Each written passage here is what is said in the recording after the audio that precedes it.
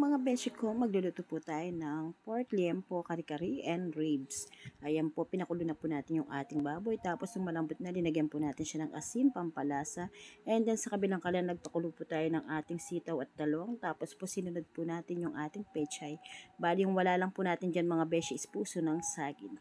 Tapos po nagisa po tayo ng bawang and sibuyas na may aswete. Tapos po linagyan na po natin yung ating butter, peanut butter, at saka po yung ating pork liempo, at saka po yung ating ribs mga beshi ko.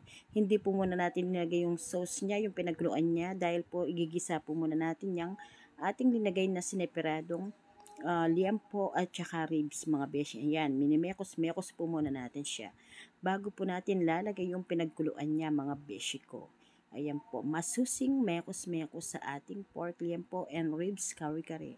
And then mga beshi, ayan, sinala po natin yung pinagkuluan para po yung pinaka parang esponga or bula is masalak po siya mga beshi. And then tingnan nyo naman mga beshi, nung binuhos na po natin yung sauce niya, dahil kumulong-kumulo na po siya, yan, malapot na po yung sauce ng ating creamy kari-kari mga beshi ko. Tingnan nyo naman mga beshi ko. Ang sekreto lang naman ng creamy kari-kari is maraming peanut butter. And then yung mga beshi ko, ayan, hinahalo na po natin, linagay yung sineperado nating pinakulong gulay, yung sitaw, pechay, yung talong, ayan. Memekos-mekos lang po natin siya para po mag-mix sa ating pork liempo ribs kari-kari mga beshi, ayan.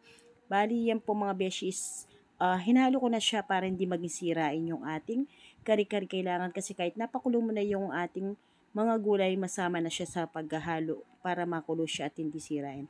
And then mga beshi ko, ayan na po yung plating ng ating masarap na ribs and pork liempo kari-kari mga beshi ko. Tingnan nyo naman po mga beshi ko, itsura pa lang talagang mapapawaw ka na sa sarap. Paano pa kung natikman mo yung sarsa mga beshi? Ika nga nila is sarsa pa lang ulam na. Ayan yung mga beshi ko, yung ating masarap na pork and ribs liempo kari-kari mga beshi. Ayan, tingnan nyo mga beshi ko, talagang malapot na malapot yung kanyang sarsa dahil pinakulo po natin ng pinakulo. At saka po mga beshi, lalo sumasarap yung pagkain or ulam na niluluto natin kung mayroon tayong pagmamahal. Ika nga nila, pagmamahal sa niluluto mo, basta't gusto mo, hilig mo, lalong sasarap yung pagluluto. Ika nga nila mga beshi. Tignan nyo na po mga beshi ko, yung ating masarap na ribs pork liempo kari-kari.